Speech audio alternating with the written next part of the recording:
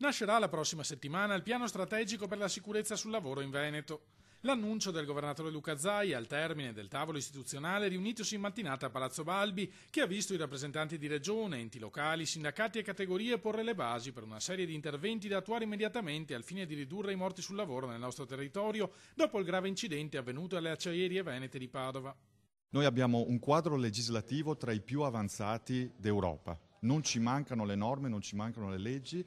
Manca una cultura della prevenzione della sicurezza sicuramente da ricostruire dalle fondamenta a partire dalle scuole. Un programma capillare di formazione sia nelle aziende che nelle scuole partirà quindi nel giro di poche settimane. Operativamente entro il 30 giugno le aziende ULSS, quindi gli SPISAL, ci devono presentare quelli che sono i loro programmi di formazione rivolti alle scuole e anche quelle che sono le progettualità rivolte al sostegno dell'impresa, verso cui abbiamo deliberato a fine anno e abbiamo dato 9 milioni di euro per sostenere la formazione e progetti di miglioramento dell'impresa. Tra le richieste dei sindacati, quella di nuove assunzioni tra gli ispettori dello SPISAL, che in Veneto sono 140 contro i circa 400 di altre regioni come la Toscana.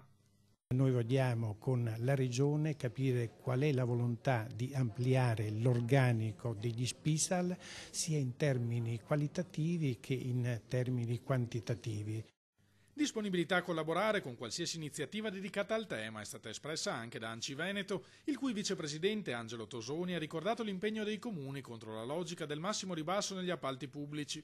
Il tavolo tornerà a riunirsi prima della fine del mese.